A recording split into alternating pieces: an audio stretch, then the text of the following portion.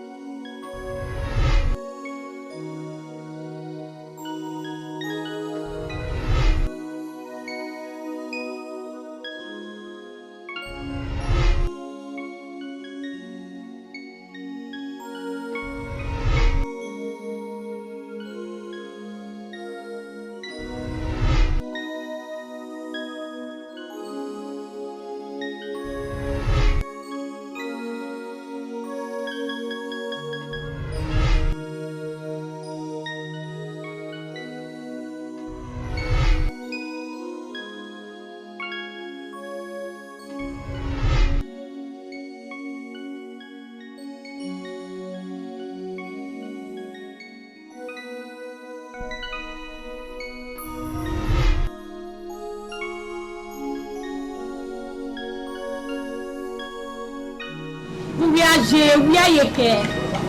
Oh, my daughter, go to the garage, my Rema. Last year, Mama.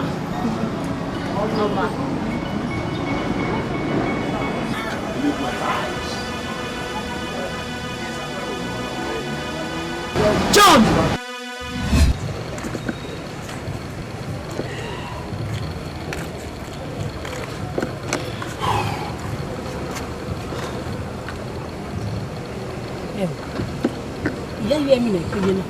Hey, wait a minute.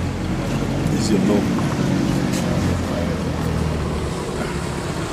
Remember my promise? A promise. The promise, Nani.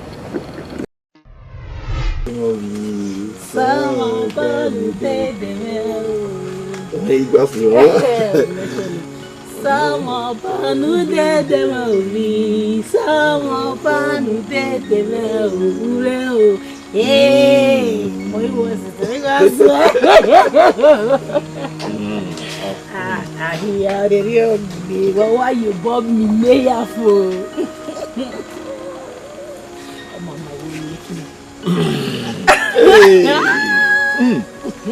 Anno. Bueno. Bueno, no, ame no. No, me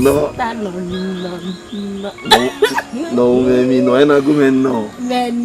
Uri, el medio no. Bueno, bueno, no, va no. No.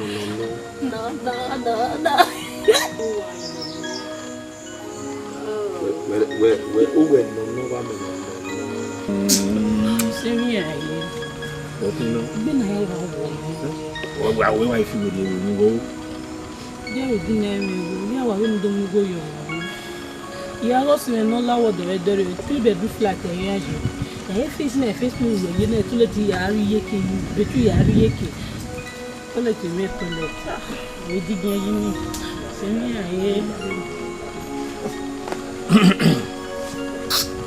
Oi, maybe it's me why you fools who are really aware.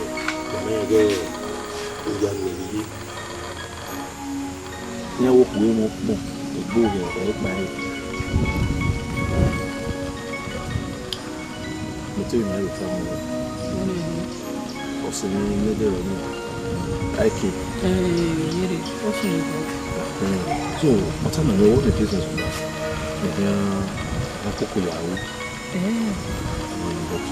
You know, we are tired. Anyway,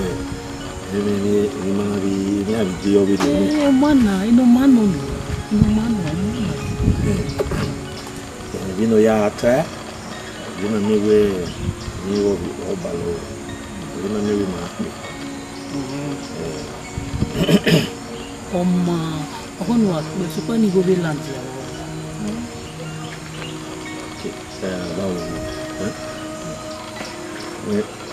No, go that way. You didn't open any way. Yahweh.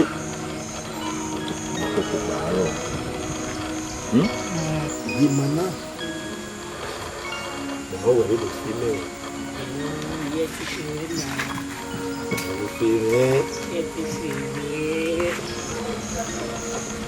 I'm going to We know ya we na me wo se ma o kibi. Jo. Ya muja ke ini kini. Ngeta mabo. Ariana Rosaria. Bopanya. Okai ni lava. No. No.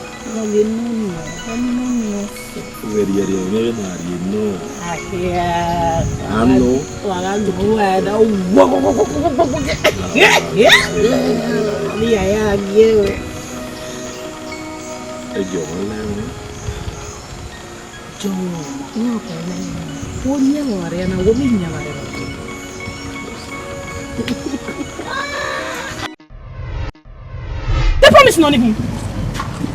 So when you tell me promise? Eh? Anyway, tell me here. Every time I'm in, can you wait? Who act by 7 now? And beside that, I am married. You are my beer. You want money? You don't work here. No! What's the time? Run down. I don't want to cheat on my husband. Listen. Oi, do that way. I say not travel. I travel because I want to make life easy for you and I. Why do you mean travel? Hell, the life or living want to make it life. Eh? Look why you will not remember where? Anywhere. So you mean you will just come up from anywhere or from thin hair? Who the day? I don't have any business in this country. I came here because of you. Because of the promise that I made before you. That way I'm married. Only here work. I am married. I am married to crying aloud. You are not married to him. You're married to me. Remember the promise. For your information, I came to this country because of you. I don't have any reason here. I came because I need you. I will get to you when I need you. Tell me you're married. You know what? Yeah, I'm new.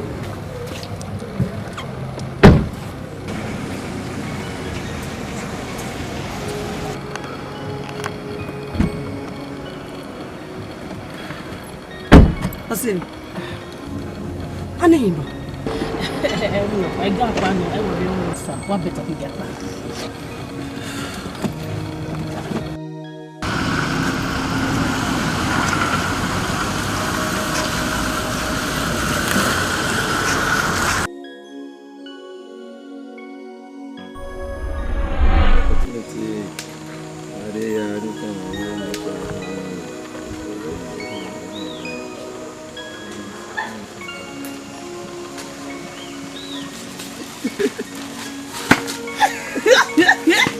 Bueno.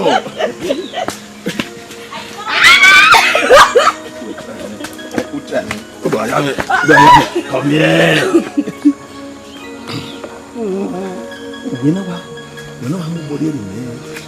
Yeah, we see. Bueno. I will be good. Body is good. What's see? Well, not see now. Yeah, we need more.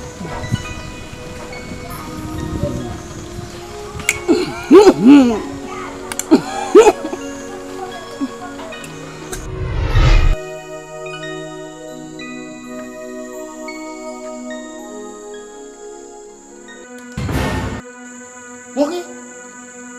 Here. You see a pan I will stay. The veranda see I do time. I'm walking. For the past 2 days, they can notice you. Oh, you know, you don't bother. Walking, tell me. I'm not far. I will not understand my name. I'm going to wear. A new way change. What is it? Tell me. Walking. You wear me up.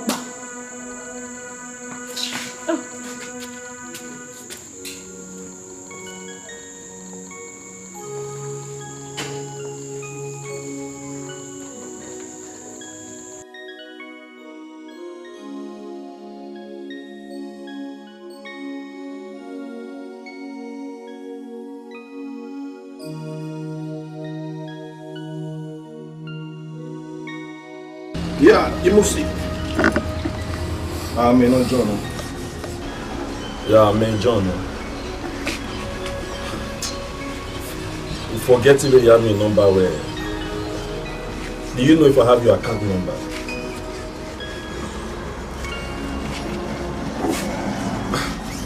May we watch out to move your phone. You're shouting on me.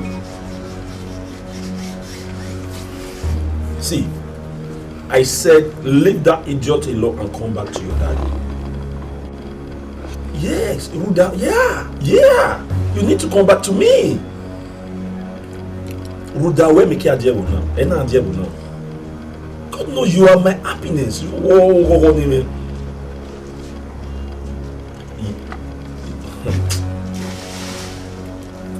You are shouting on me. What? Oh, I go your bar. Yes. Oh, I go your bar. This is not a threat. It's a promise. Yes, now. Yes, when me the Okoko one me there, baby, yeah, to me. Okay, let's see. Mama.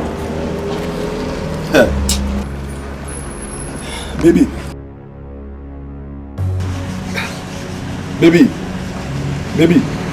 Shit.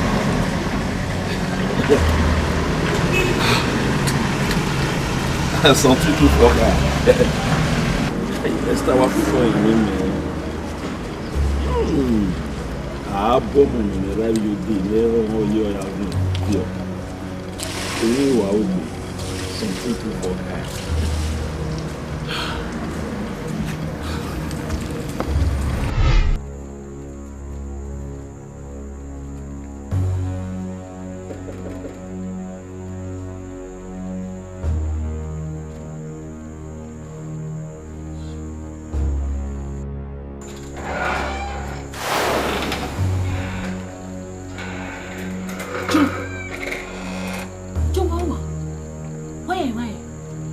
Give him away. Hey, Joe. I want to do. Big baby, me ever could be like Joe. Village. When you go away, me, as Mohammed refused to go to the mountain, I know the mountain will be Mohammed Adewa. So, la one live like me. Anyway, Tana, I am Mohammed. Who were me here? Who were you for?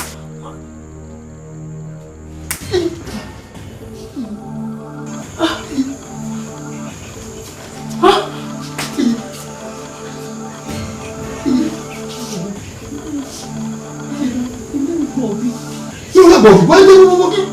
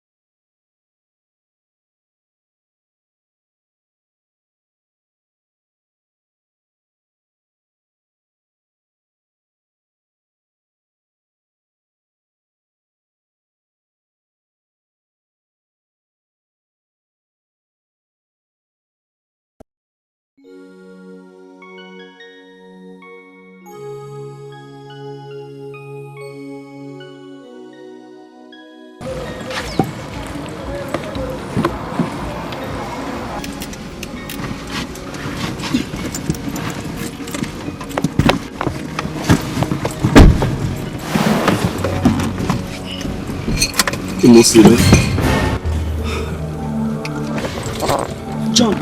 Yeah. John.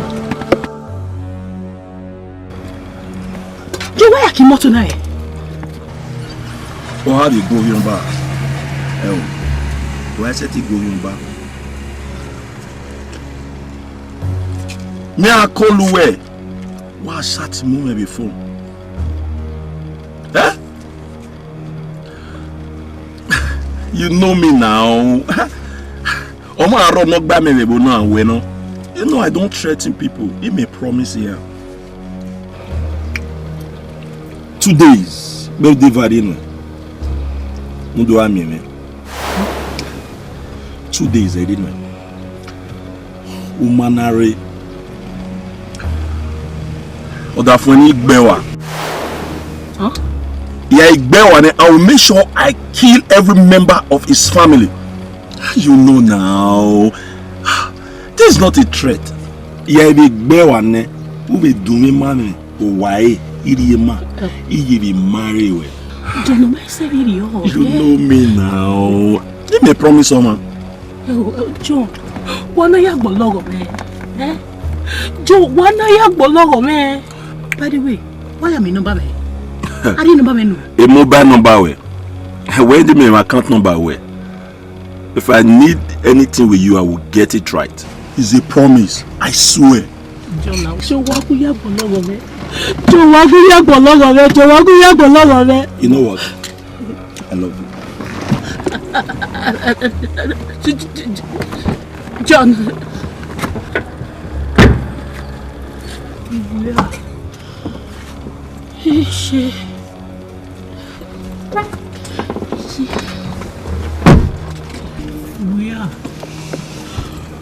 We are.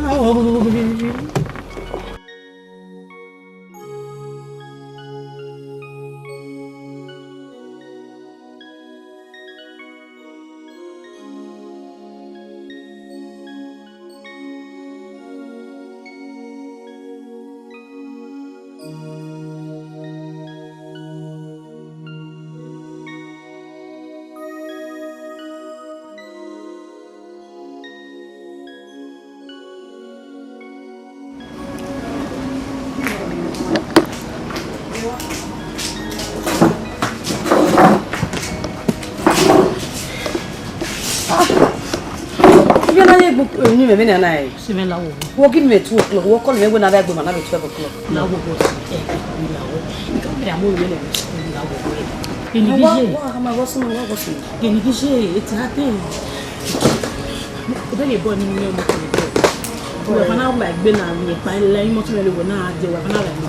Yes.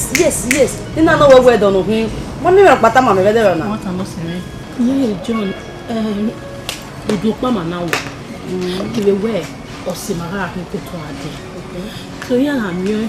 Zeve no na John okay John I mean John or the first send my so say gbe na my here or you making my one sena now I do as the bossy.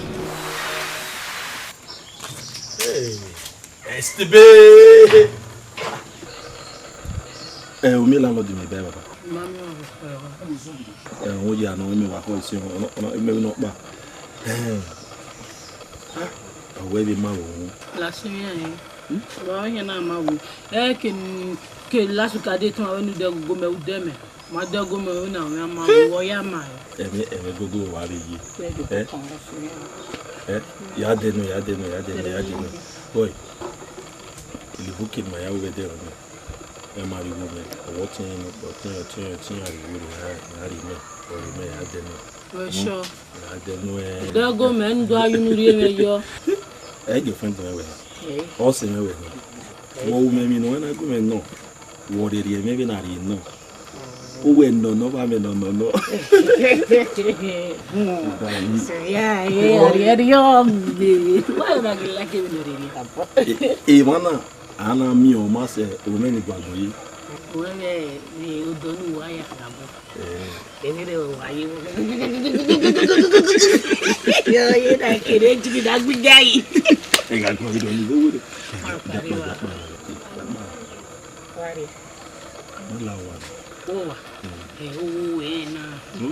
You give me marry now, me. I mean, I want me now, I don't want to have it. I don't know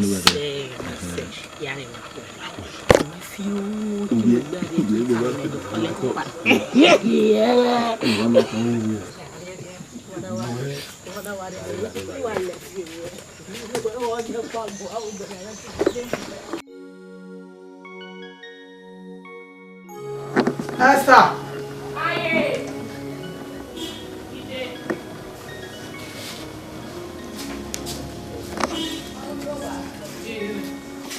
Maro na no keke ma bize da ni so mana ya yubo gbe. Mana ya yubo gbe gojo gbigori. Ata no yi. Na yi ti mi de. Yi mi ti mi de. Je ate ju samu. O me ya le zo bo we ya si sa wa se me. O ze do sa du sina. O we tin supply kala we abi mineral. Ni ma ya ko e food me ya do amu. Ona no you bo na ti akin na we na do wi polo gbe na we mo o mo ya o wa gele bi na wa kun na ma we ni ile we iri Ade. na mi kan we na we Ah, ye kaka bo. Boy se. ayaji Ye ya hin. na e ya wo le wa no bo O ya hin. sisi wa kan we se Ya hin. Ihe ye ko mu we.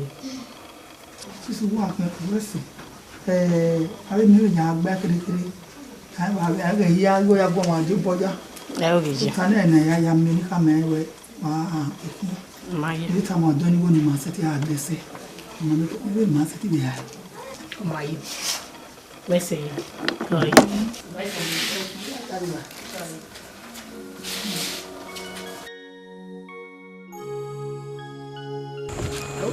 Now what's the weapon? You can't be with one. And but I'm ya ti be ti mi amia. E dey do you baby. Was when you know the business about your man e wo kan ta ma. We me ta mi me. Igba we ta ma, wo ta ma me. Oh, e te ti ro wo ni ka mo. Ai we ko na dey o. So when we are so you. Tabe we to, mo bo like no people ya mo ro. Me do get anywhere, omo no mo gbe no ya ki kan. O ri ri fi. We the man wa je my brother. I'm no ton of you. Wait, me as in me mamu duke. Go do we say wa gele wa gbe me. Only man say no mamu duke. Okuwe mo igbo ge pa e. Ma agoda kata ma ka bo ya o. Ugbe so me ga do na do mi ya ma we ba. Do save ane, do ya me go kian. We make like it mu we ari o. E kina ka ti aya we do. Eni ya me ya ke wa hu me gbo wa ya. Wa ya gbopon.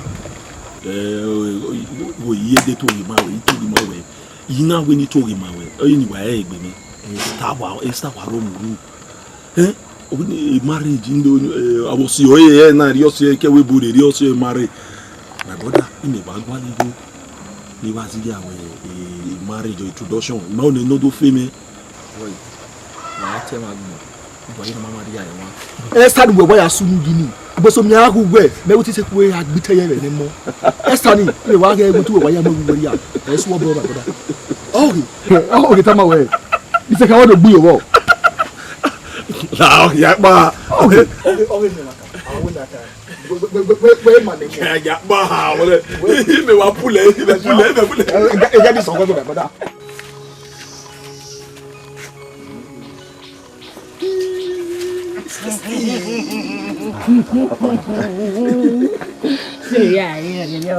Oi, wo mi no na go me no. We dey me na ri no. Wa no wa me no. Yes. Kala wa na. Wet la wana. Who? Ya ye no so ya keki later awe. De ye me gimu. We ni abi ko no fi pure water man make na abi pure water obo. We wo bi ta me be no we te me no. We ya re na na. Ma ye we na ogwe ka keki we. Awo wo de ma oni me tie. Ye me ga tie na we me se wo do ni e. Ono we gimu. We bo kan ni.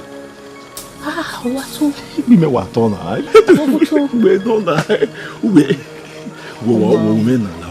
Mama, when you really work on now, Mama, Yavi knows again, one of the now to the Wakuda. So, Confano, young man, one you Me wan yo na. Who sure? Oh, one you really go at da. Let go.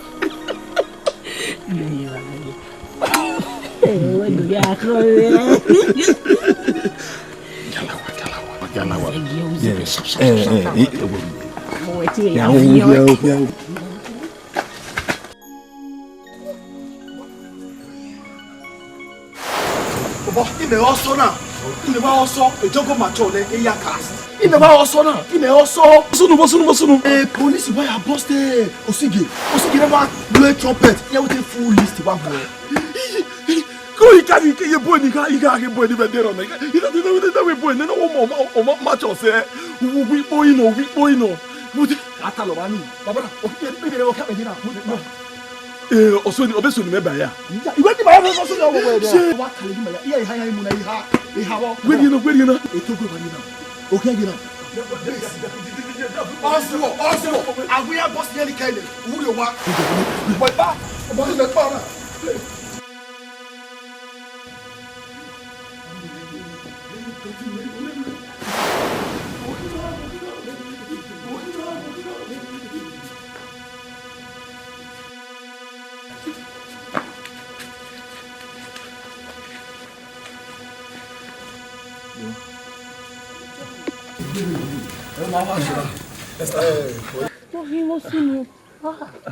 Wait a now. What do you want? What's in the wallet? Also, many got time when in a way. When I be coni, hey, what's me? But we are with my wife, Mamma, I am my speech. You go no. Okay. Let me tell what Bana. John. Mateo no tell me what you are with Barry. Man. Wait. Matamena we ma can live by ya tama wena. Joy moto. Joy moto kamane.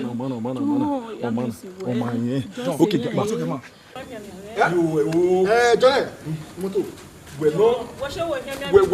No, there maybe not you know. We no. No. Joy say me I me no. Bye.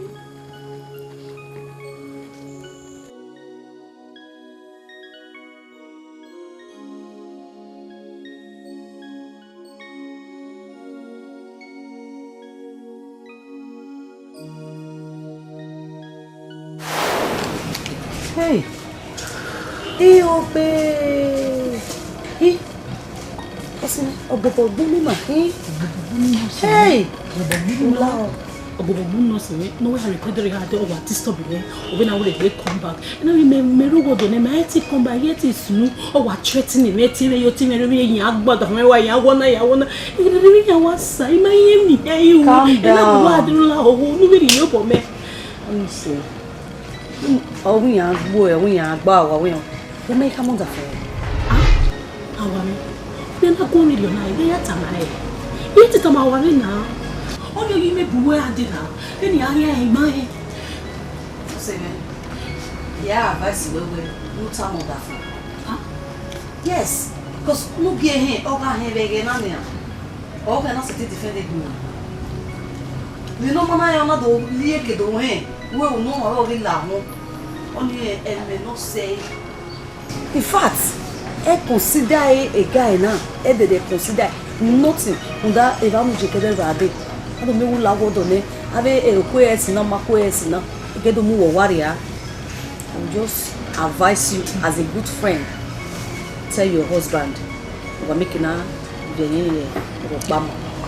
Anyway, we go for the calm down. Only say,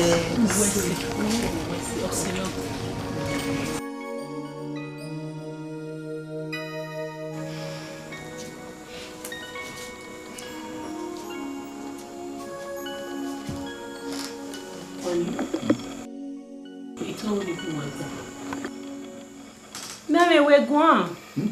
Oh, yeah. Yeah, take it up, babe. Not do. Well, I know where vas is there, your mood feel. What to know? I cannot pay. You know me, I cannot. Bene, I give Baba now. I can not do. Not do.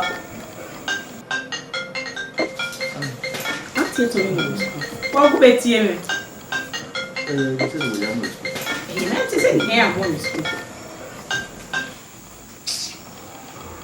Hello, Auntie. Oh, Baba. We are here. yes, it was soon. Huh? It's only. What's soon? What's it? Oh, Mama, they. Oh, it's only about college school. We are not sure hospital. Oh, we met. You understand? What do you know?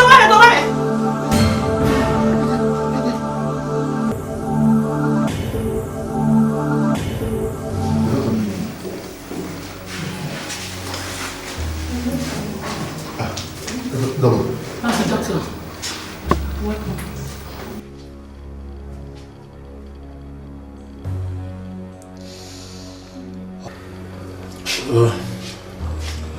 I want to believe where it be your wife. Yeah, I'm fine. More than The blood level is very low.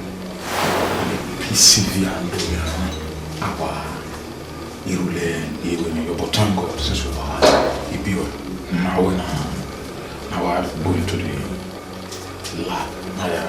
Madam, I hope it will be convenient for you. The monthly cycle, I don't know what it is.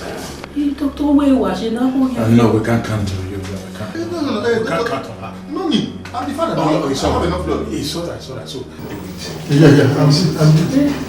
What is it? Come.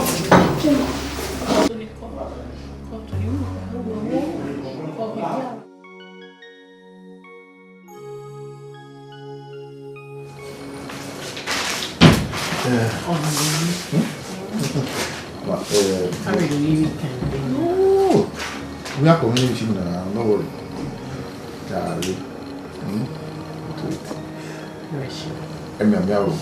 I'm more in school. I'm more in school. So, No problem.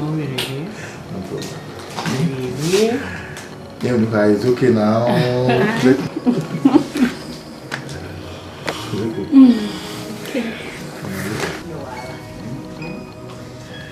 Okay.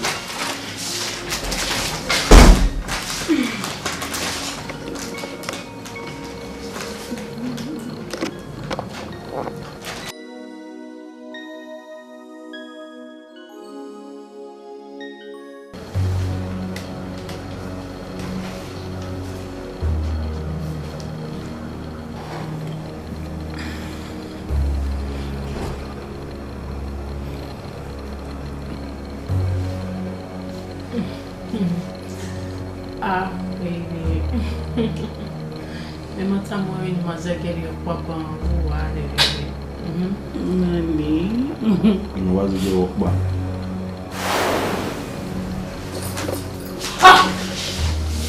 Mama, where am I? What do? Bia say no na e. We na ye e mape we na ya atatu bo moyi.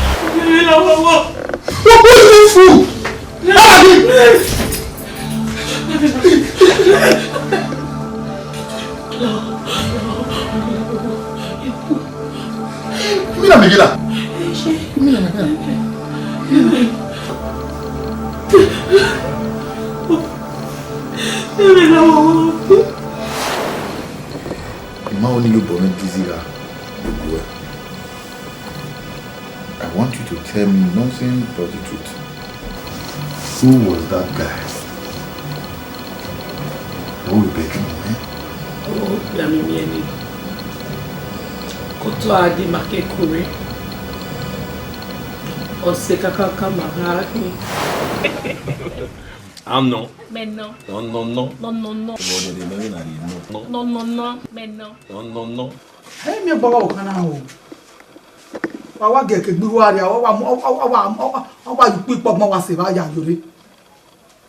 Ma mo no de mo fude. Oi, boa. toi. Ou bien on va Jesse. Wa ki agbe. Ye ya mi osire. Ya mi osire na won do. Ye ya tama na o me wa mi baba na. Iwa ko da wo se me de ban. Ina wa mi o ten star.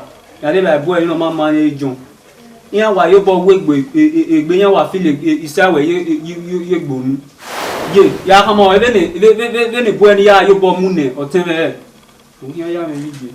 What is that? Anytime, you better watch your phone now. Ni ya ge ohun so se na ni. Esther mami o ni ge e. Ye.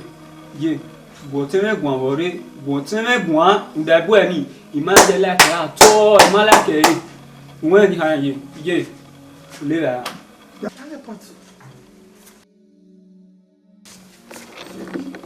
Ele Johnny ma ge sta ban. Eme sta ma ge Johnny ban. Mama. No. Oh. Izembe. Iṣẹ́ tí wá sí mo wá la mo Vanessa sí la me wá kolo. E John ma ma ni. Oh. Iṣẹ́ tí ṣe gbọ́.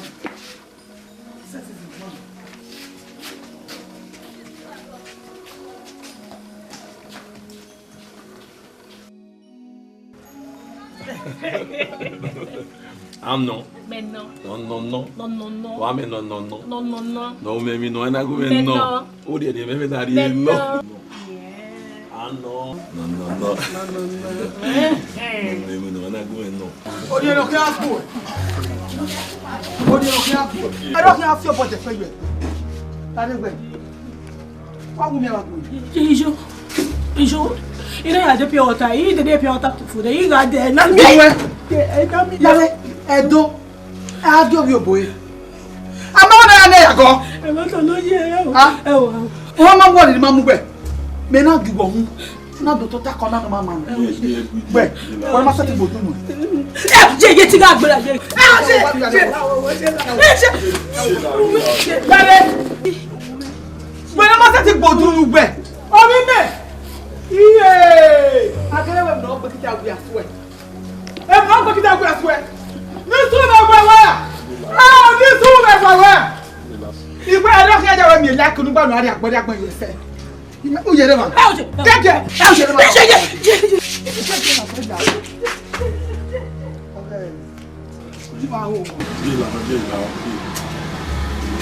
O do kan agbo. When I set about doing when you must know when I somewhere from when I somewhere there. He made it way. The one of them are going there. Yahama where if not Jan and Himi, where? You want to know somewhere there? Oh, I don't know what you want. Go!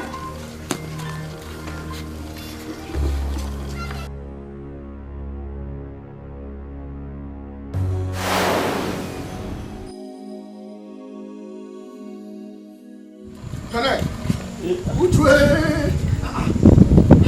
How do I say you must go? Possible.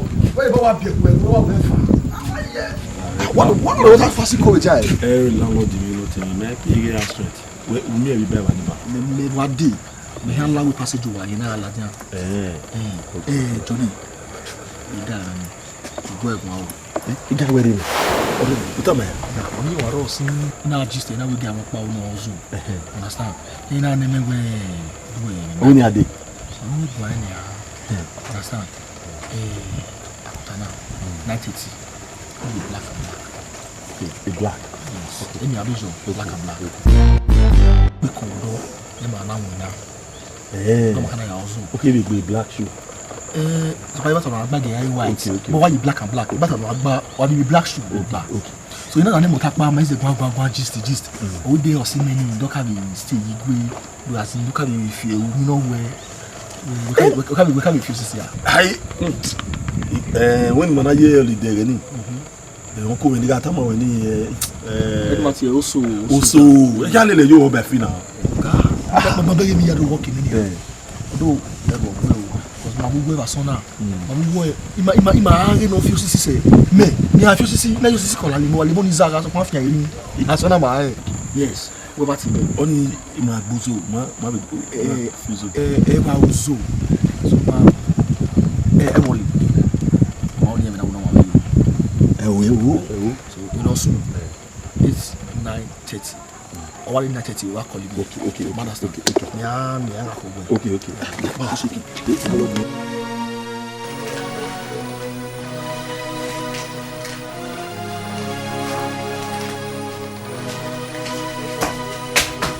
Corridor. Go. Today you. Yeah. You go no here. Isha. We are not better now.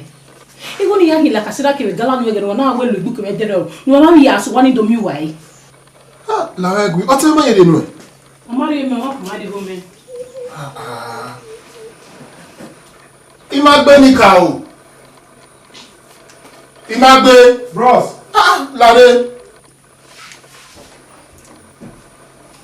Corridor. You are looking now. We may hear you ne. You know me. Yeah. We are not young me. We for go tanya. You go away with my young the gala. Where you going to marry me? That where you weary, me marry me, but I ne. Mari go kwa na o. La hotel la wa gbe. No wa suru na we akeki de ba ko e. O le wan na. But they get better at work. Do the little day I can't go to jail. Or what would I put what you ever want to do? My what's the cancer? Alright. Then I fuck up here. What you want? Shake it to Bumbana.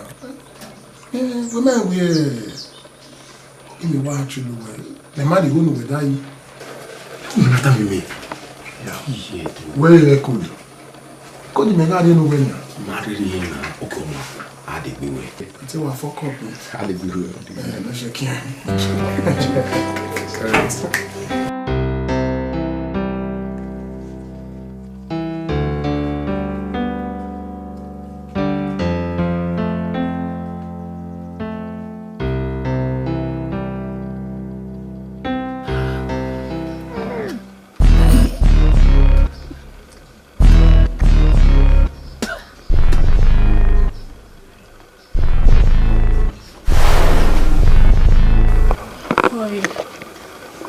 Koi. Esther. Maye. Pawe aba. Iwi pawe aba. Iwi bẹ̀rẹ̀ we ko fún. We ko fún. Oh, j'ai marié mon papa. J'ai marié le bois quand. Esther. Maye. Amakono. Jimmy. Jimmy. Avec un man okaya. Egbe we de me kan le na gbera ni. Abe no bi gbedo gwa ni. Oh, ma. Ya ye jo mo ko. Oh. Ye jo me ri bo kan we de o ni mata. Jo me ri bo kan we de. Jo me ri bo kan we de. Esa. Aga mi eri ni. Ngani na. Yewe. We wo eme. Yewe je. Uwe. Yewe je la wo ni wa. Ikú ẹjọ́ rí amú ẹbá yèwá yá máa yèwá o rí amú ẹbá yèwá ara mẹ́rin omi ọ̀sẹ̀ bí wọ́n gbá yẹ̀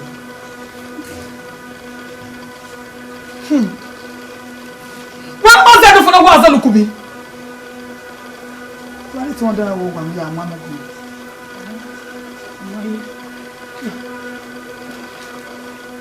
tẹ́lá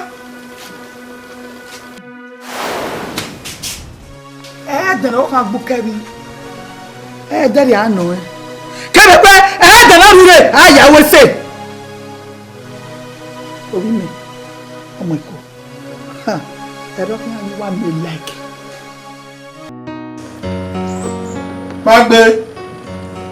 má gbé bros láwọn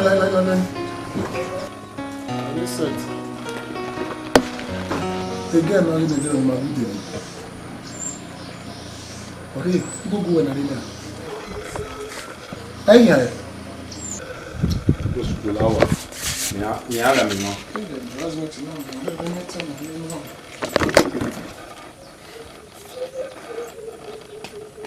Corridor. But I read you. You know me. Yeah, but we are not going with your night. How are we a dear and do you go like a certain galanua? You go, man. Sorry. I will not know you were named Daddy.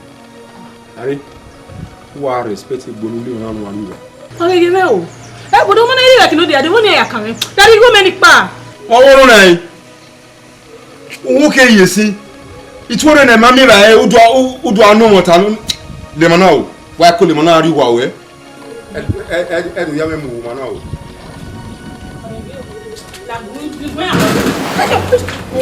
What are you? Uzo, Uruwa. Are a Vana, Omanasi, the Ariwana, Limariwa, Dumana with you, Valaja. Who want to die, maybe? La Casara in the bread, in the gala, every sitting around. I mean, sit in the one. Limana, You make me. yeah, bro. Brother, but I'm a small guy, not like I said, I read but I had to feel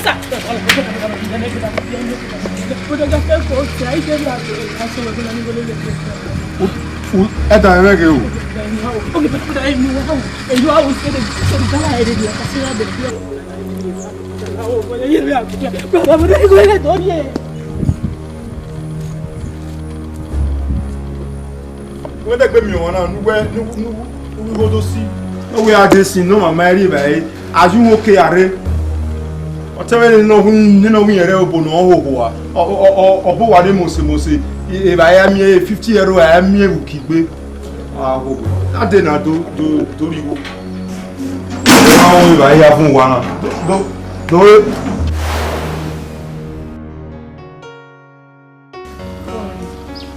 what? When I was seeing, why just am I doing one?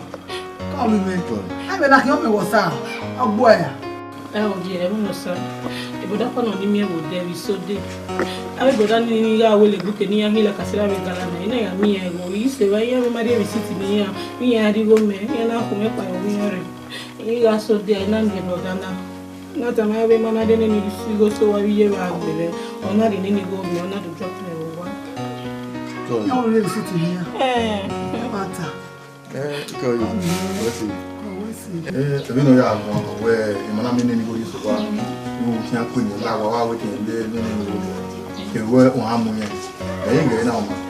Nearly less one making out about where or more you go out with the if you have your young man. What's it? What's it, brother? But I was saying, yes, that's fair.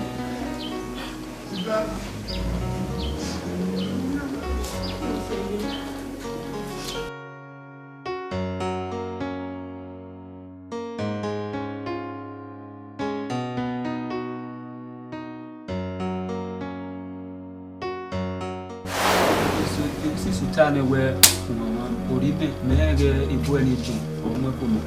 So, why we say we are white food,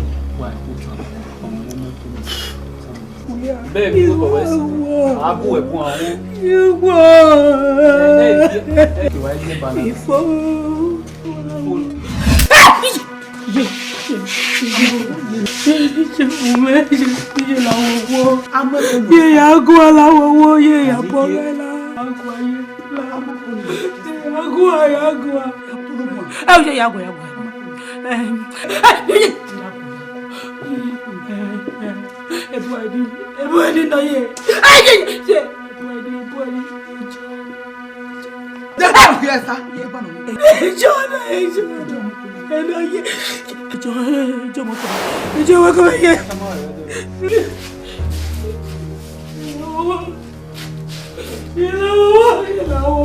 Esther. Ejo. Awama. Ejo na bonu.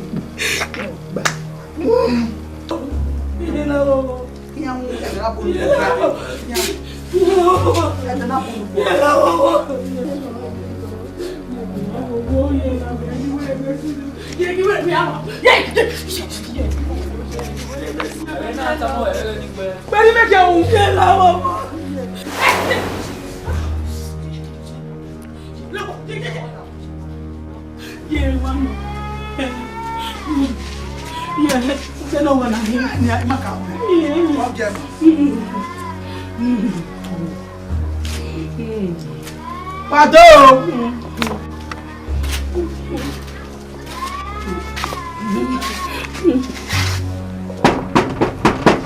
Okay, how about you? Fine, go away. No, we do. Fine. Johnny told me, oh, I know I carry. You will not do the effort. Yeah, John, you don't wanna. Who's all the fire wagging? In the joy yappa. Huh? Join with me. There are very lalodi. Or Yagualo, or so where Yama Vimio. We are Tana. Enjoy me, enjoy. Zelve a lalodi no him, Emma and I wow, when we were a broccoli loss or so, Yan like Belibia.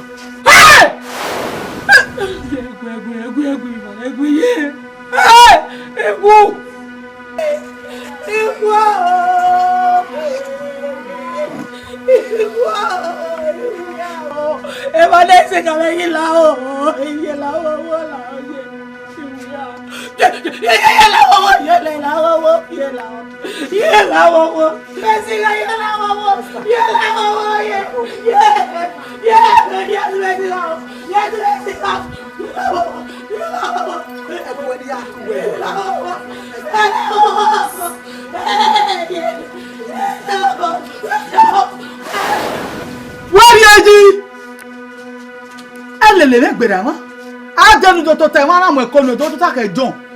Unu po lori ya re odo ba we ma. Elele be so gbo wa le be so gbo ya gbo argument ti ga o. Argument ti ga le gbo sa. Argument ti ga le gbo sa. Ai. Uko ma money no ya fi sa o. Uko ma money no ya fi sa o. E o wa mari ko wa mu.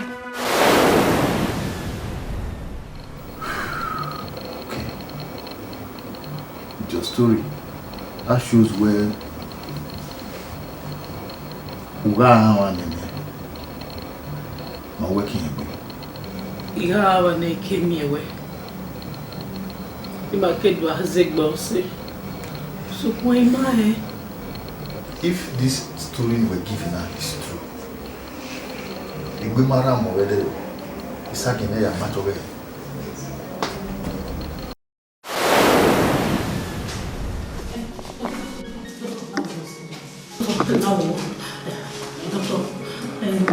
Let me say the nearly Baba. I'm getting no more. Okay, much. Okay, boy. Baby. Oh, okay, you're sharing. Okay. Madam, Ubiano, Waro, is he your husband? I mean, is he the father of the? Yeah, been no more. Our name. You want me no more. I don't understand. You've been no more. Yeah, been no more. Okay, let me announce to you that the blood did not match. Medical science just proved that you were being no more.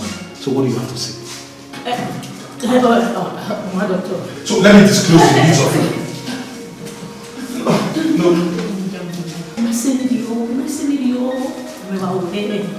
You said what? I am a professional medical doctor. How can you speak to me like that? So I should abandon my ethics. Then leave down the with her. Oh please, I'm very sorry, madam. Now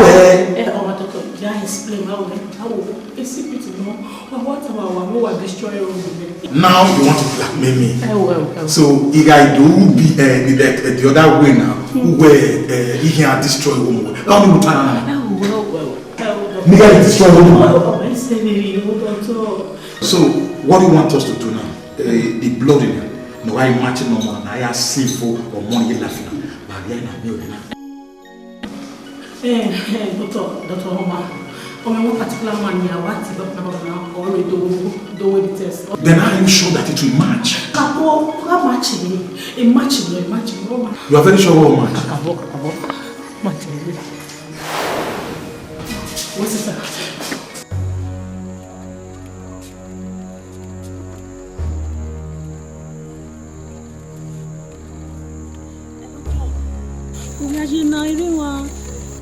Rock by the fence in the paint in a row. Not that computer building. We are here, la. Zegi, what's it?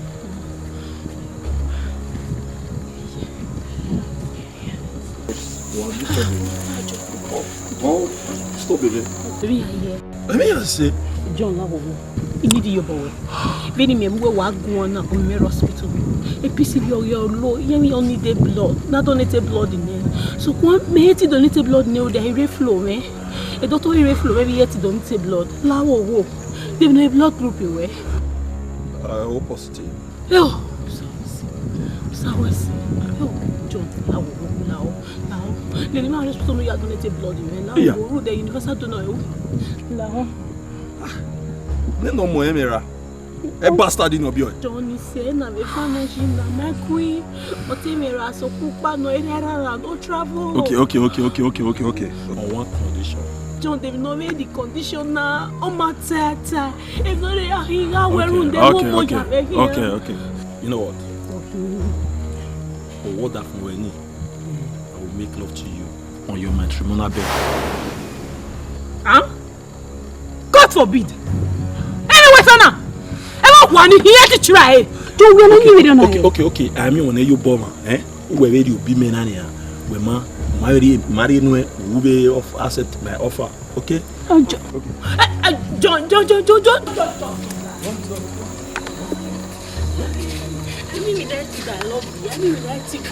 Okay, mama, we no soon. We can leave marry hospital. Maga ise wa no wa je nti blood me he titari na away. Okay. Listen.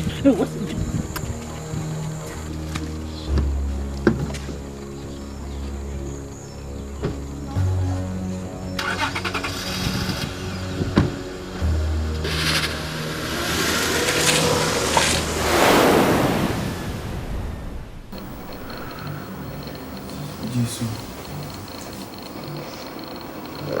Bẹ́ẹ̀ ni wẹ́ wà nípò lómi wà máa lẹ̀ never get. Give you 2 weeks. I give you 2 days. Can you hear me? We are anywhere like another. You get your government dizzy like you were.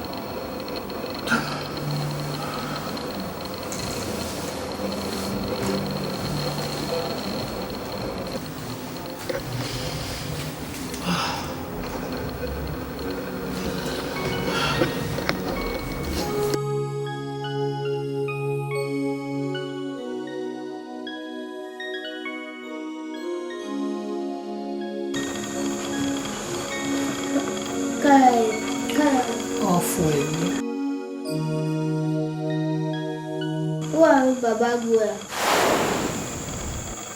Wabuno. Iya sekene baba ye okunefo. Ogukuefo. Ma. No, we get sick in so, any baba gue. No. Baba wa mo o ni sunu de. Oga okunye. All buadi no the lily work in what happened. What's a metal? Oh, must metal in the book.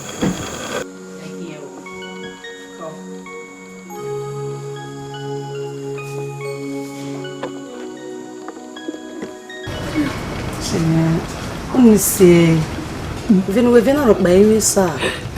Huh? Okay. You what wonderful. Why here now? And I baby and I soon. I want to call you those. Anyway, I have so white Tana. How do you preparations? You married a Rorio. Yeah, we don't Rorio. Yeah, good one. Everyone, you way. You book a bong above.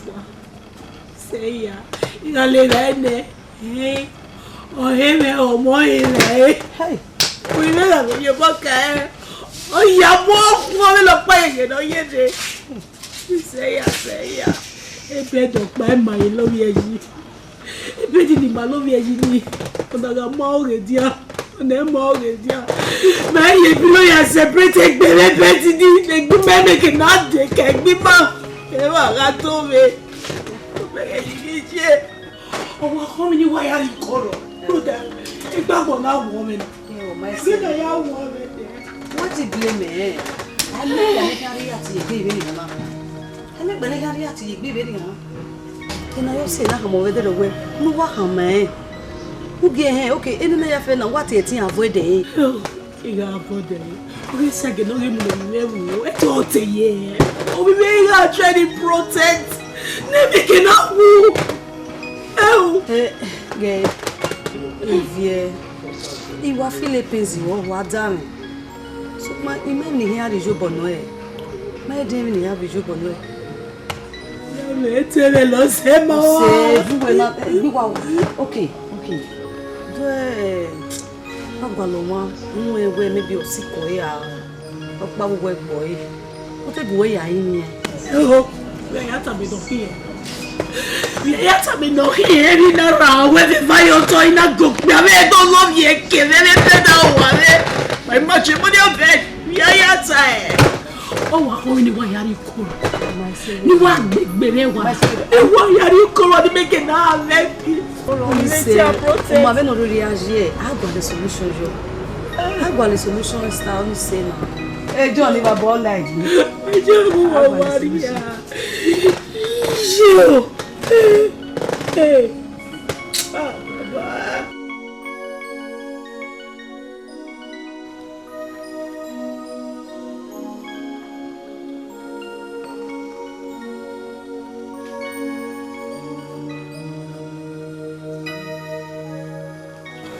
il va être dans le de cette équipe bon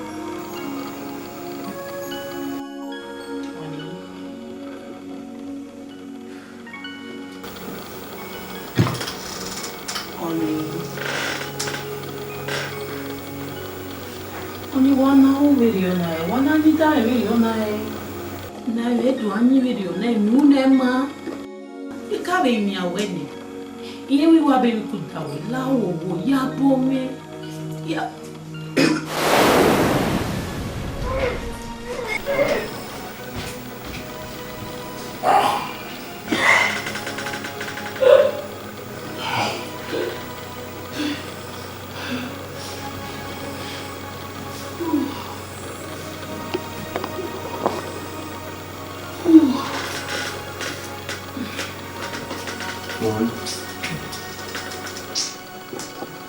tu hermano.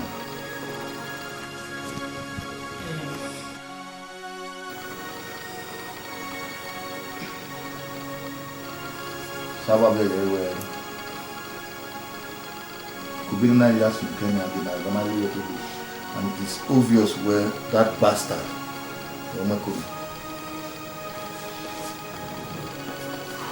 when you are here now, go in there, pack your things, and go. The man do it, but it is like go!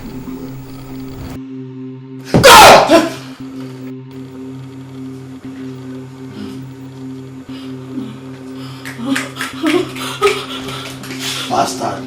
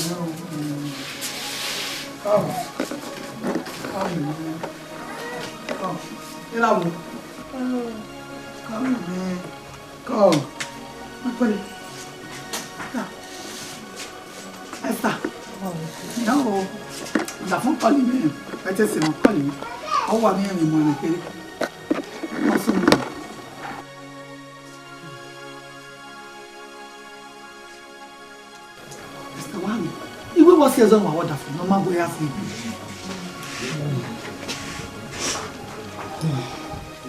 Mama, Agbetuma. Well, when I want to get power no dear, no condition maka okay pa. La one very la one you out. Oh, well, can also when I be like I said, Papu Yak and I just said I carry, we be a point. And like I said, I will count water, I will count mineral, gala, who will be soon. They don't last month where I don't have phone. No matter where I what phone, but no, who I vat out with or not one do one. Huh? we have way no kwalo do mami. Uba be mi. Kwa iba ko bo wa yi mefo. Esther. Una egbe no gbe mana ge na wute pa. E dina mi a mi pe de fa. Uzo lo pa o me gbon wa la. No ya won do na no ibe zena we zeta bi am 2020 fi ai. Why do sack me na won me gbe sun. O se go de gbe sun. Mama, ma pa la wa. Ma pa la wa. Ai no le. Ta ni wo wa ni.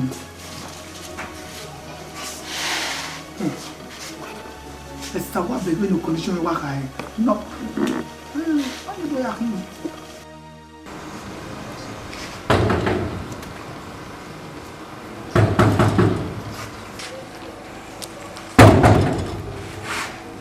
Come, he gets man at the ye.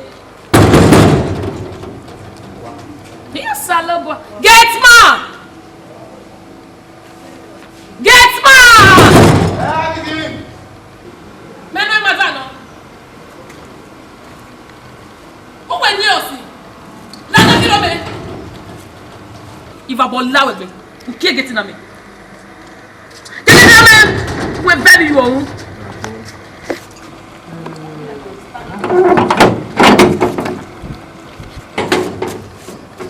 Bola with me. Egbawo.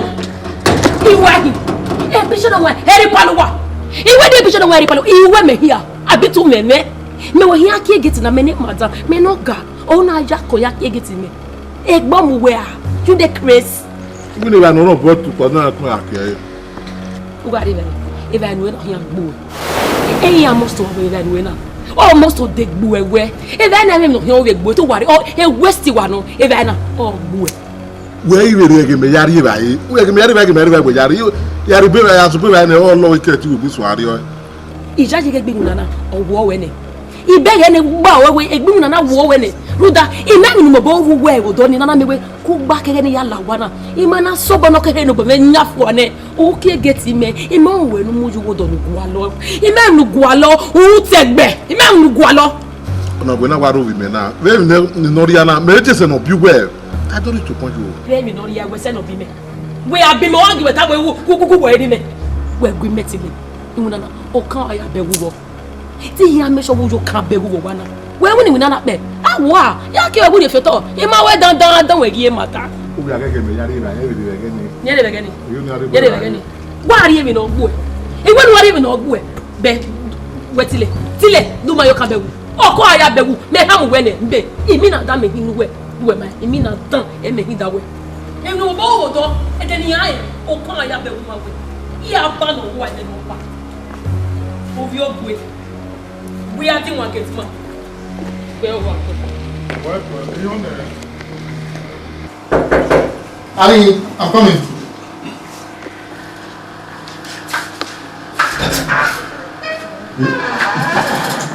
Yes.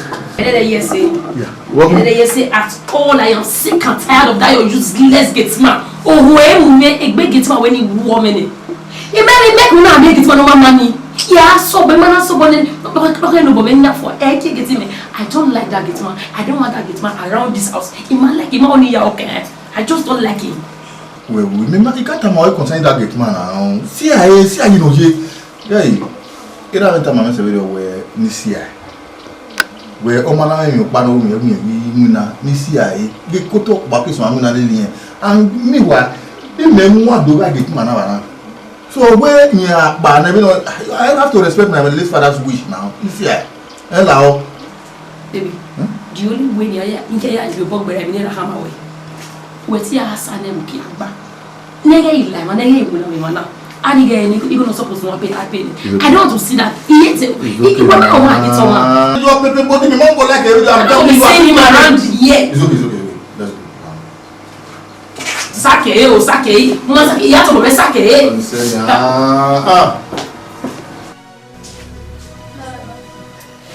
me wa me boy this way boji this way lana totally you no do qualify you totally aka mi you no do qualify you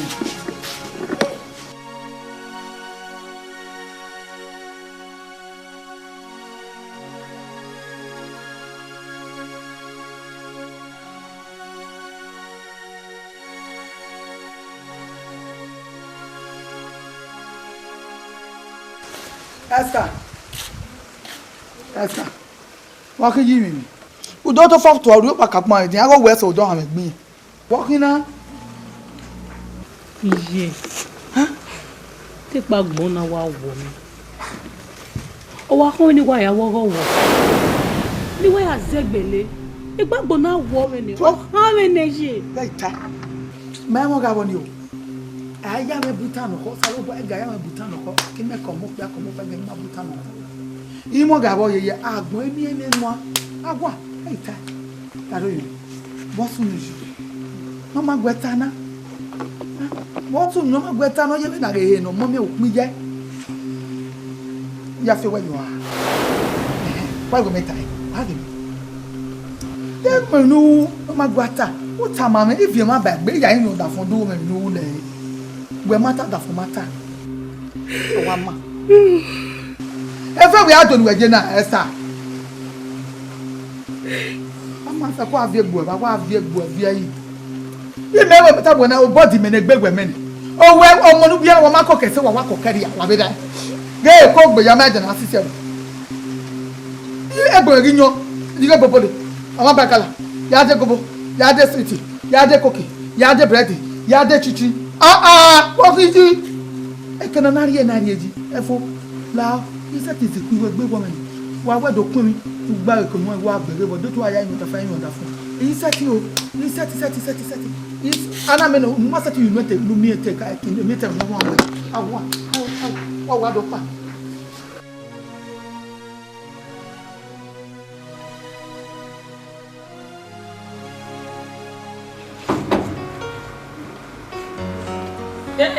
obi awo who tell me the get man? A get man under. Useless get man.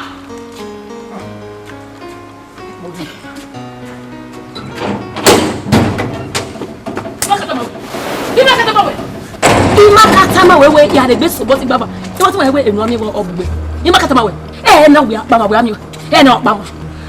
To make out to who we no get getting we na ami. You slap me. We. When you go. Papa sono yi. Ore also for a gate. He make ko to mutore. He just slap me. Obi. The slap enter. Madam the rest no ya gbe pa bi. Ogun gba madam. Me ogun gbe me. Wa de gbe wa gun e wa gbe mi we ina ho. I ma gbe mi ina ho. Nu de ga gun madam. E wo e ti be madam. E ma ta. Ono na re ba dinu we. E le ki no ba do mo. Ona ni na be. We are the one. Guess. Wo ga we mu. E na we deba. Ana ga una ri ojime. Iwo ni ka una ri ojime. Tu we mistake be ne. Ade, we are the one guess na. We ma wu wa. We be no mo. O ma mo we o le ma gbe ko we na report me there. We are the one. Ade ma ni ma e hu e. Let me say. E pa na kina yi. Let you be very o. We this one we ni go do hu a. Ago me boy. Una go obi. We dey what now? Agba. O we pe mo bi. We. Turi ase.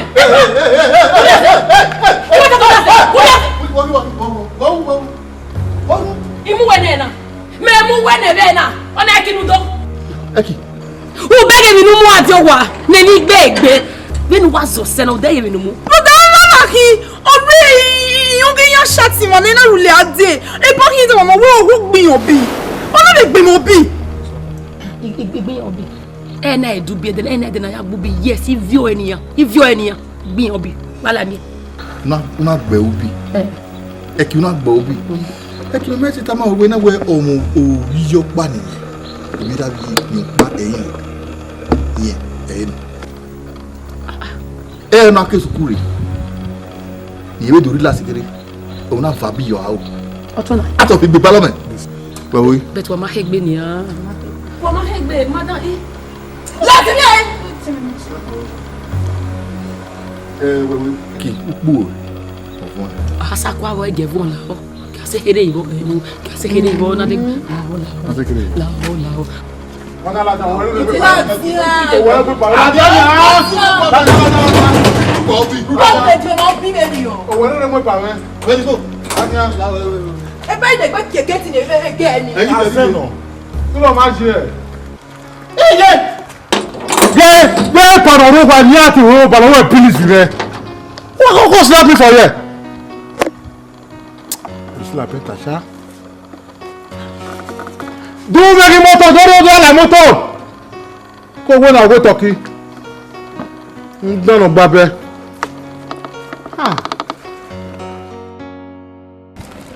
Koista. Yeah, sister born here. Koista, me here. Like I stay here. Imagine. Oh, so we say. Like name is John. John.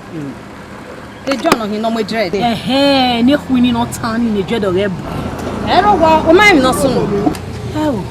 E police mu e bo pa. On here mu ana ke John. O wi yan va gbara yan gba we kidnapping. I reckon now a police wa de ni adomo o yan wa le yan wa fear. Then ya mu area station. You know the wo. E John. Kidnapper. E John. Yeah. Hey! Sister, you see her for. What you want? Sister, worry. Atwano.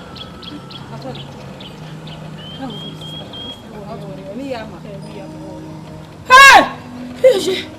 Sister. See her for. Sister, ko ya deva. What's Baba. John fiawu. Hey! Ije.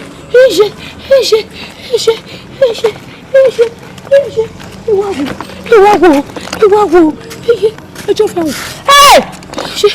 Ejo ni te mo roke. Ejo ni me te mo roke. Ejo ni te mo roke. Ejo wo. Hey! Ije. Hey! Ije. Olóyè mo na mi ra o. Olóyè mo na ra o.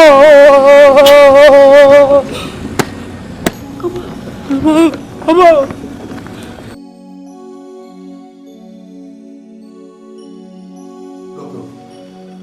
I thought we're a family doctor woman. Okay. Why did you betray my trust for you? Why? Hey? You know quite well where I'm of your money. And connect with my wife. Calm down. No, I didn't calm down. It's radical. I will have this utter cracked down.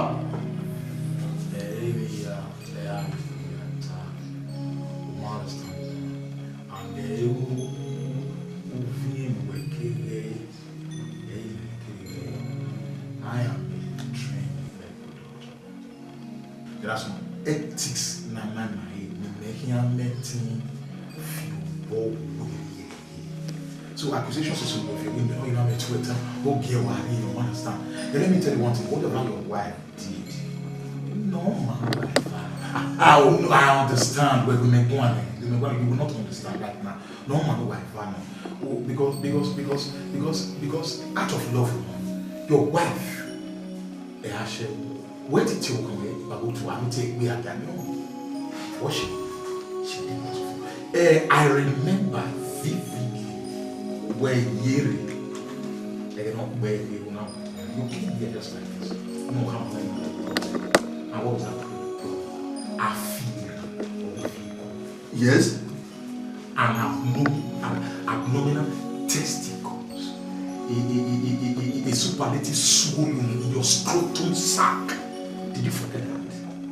See, I feel only probably vehicle. Anyway, let me just take your mind. Come on. Don't sir. More again. We are in me where I want, right? Yeah, I want. And where is the father of the child? Yes, sir. Yeah, But your husband came here for some medical examination, and our medical discoveries shows that your husband has a superlative abnormal testicle. That is what I'm trying to, analyze and synthesize in medical terms. Is that the scrotum sac has some swellings, and based on medical reports, with those swellings, those superlative swellings in the scrotum, your husband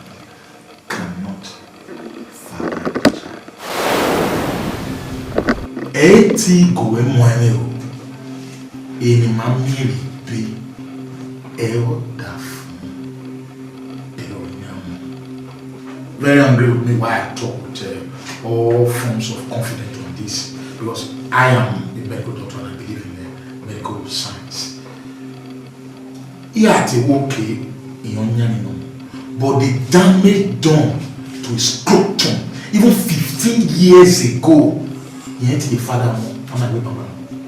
So, man, you will tell me what is going on? Oh, now you have to have a real affair every day. Absolutely. So, no, you look keep a him.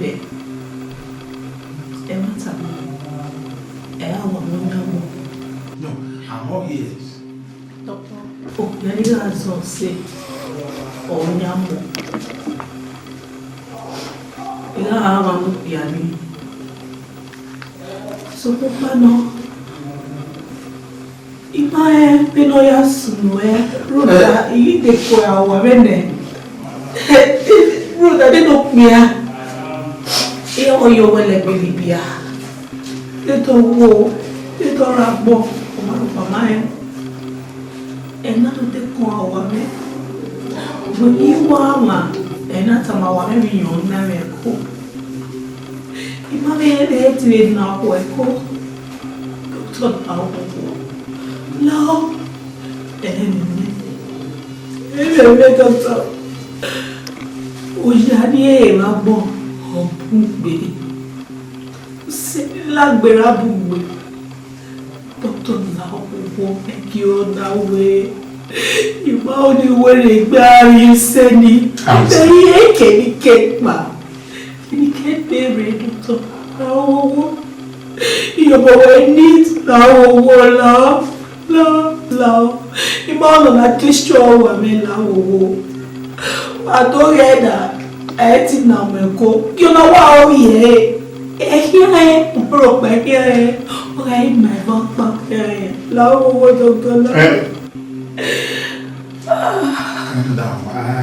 I understand you. Like it's where you understand. Like literally making kidding, the so I want I understand mother.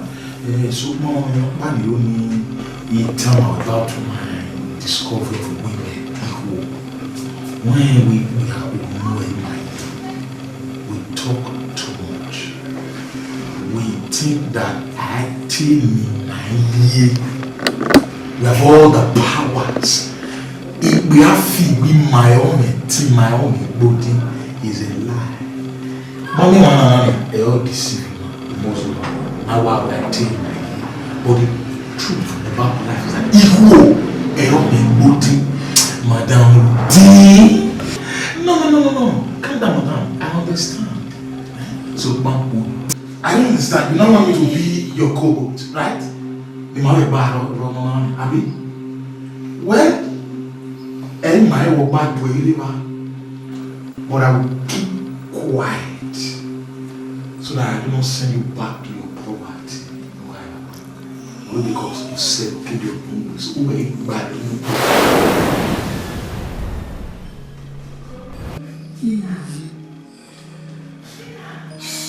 So you see, now you are calm.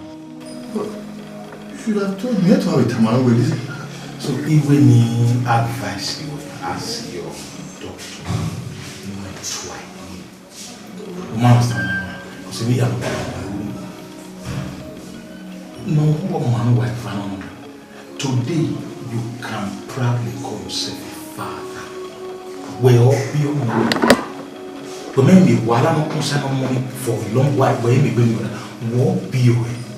No, the biological father mine and that wife of yours did everything to seal your marriage in love. Everyone's a gualamaya abdon to moi. Niama be a mic in Korea, among your mind, it's in Yamu. And Beso, a Libya will discover a Walai ball. Do you have such? You enjoy peace. So you can't be complaining. Go home and bring her back your wife, eh? Show her more love.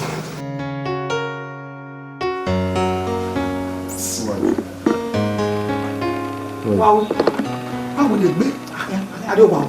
Udana mi we wa no call me kama we wa wo mi mo an go odi wa sunu o ma gwe tama me o me sunu o me so wa ge Esther wa sunu agbara mo ri re we fa na we je me am egboju wa be na gbona na ma yem no sunu bu wa fa na ya wa mo no mo fa se tale me wa gwi ma bi ko nda o ira me we maka we ye yiye ono si e wa no ta wo sunu ma ta ma we o fe ke mi ye we odo wa me agwi mi ai ba no se lo ni ai ga no guri ta mo we no odu no me kina we o pe a e ki mori e yo wa e ti wa po fa we yo ti la o go ye we aro wa ni ti am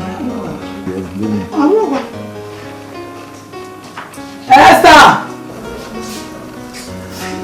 wa ti o wa ti ni o na mo e po ti ji oda fun padà Kini wo ye Abo. Newe disobey me. Oya me mo wa npa mwe na ye won we nu na ye oda. We were of recent time with doctor. So doctor now time I where we move soon. And I realized when we were trying to protect my home. So we when I am the same way me react, how we react. When you are been you have your own. It belongs to me. Huh? My Wesley. Tony Larry. What's the key right here? I've been in this closet. What's up, Babo? What to Bua, you could worry to Bua, what to buy you could Bua, you are the Bua. So, Wesley, and you take a cane of Doami, like she. Or Doami, and what do I make a no or Gia do Guaji? We are going to have the foot beggar. And that authority, when you do not make me up, authority, you know, when you will build the side job. And you can do I don't want to have a green in you can be a set a beer. At most, I wow. Now, for be my own. So, Cody. Where's some men when I'm going to buy your cup of water?